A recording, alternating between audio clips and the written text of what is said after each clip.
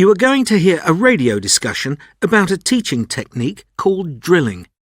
Complete sentences 1 to 7. Use no more than 3 words in each gap.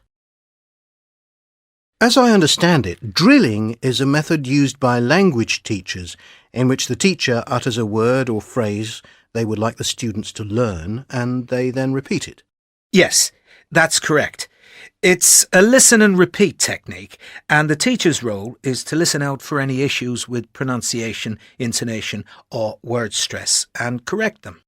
Andy, you're a fan of this technique, while Liz, you're against it.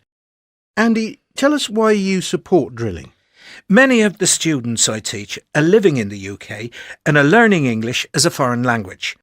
A number of the students I teach are from Asia, and in the UK, people often struggle to understand them when they speak, as they mispronounce words because their own language is so different.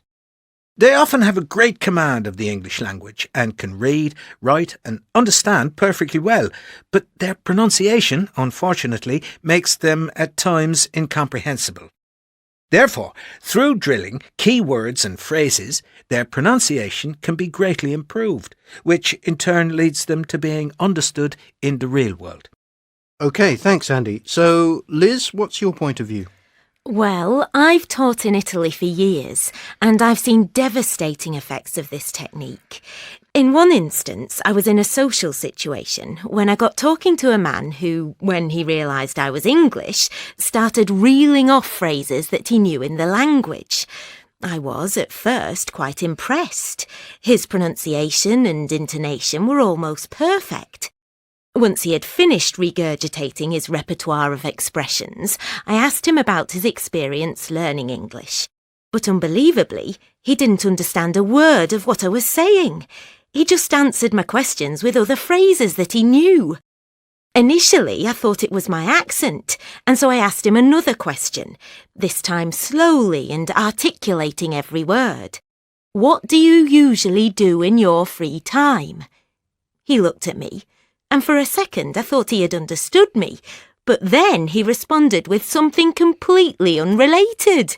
He told me that he had worked for his company for 3 years and then listed the reasons why he wanted to leave. That's strange. What had happened? Well, unable to communicate with him in English, we switched to Italian, and I discovered that he had attended a 2-week intensive course at a language academy on how to pass an interview.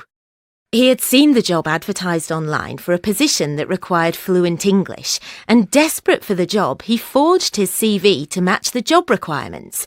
And when called to set a date for an interview, they asked him if he would mind the interview being conducted in English.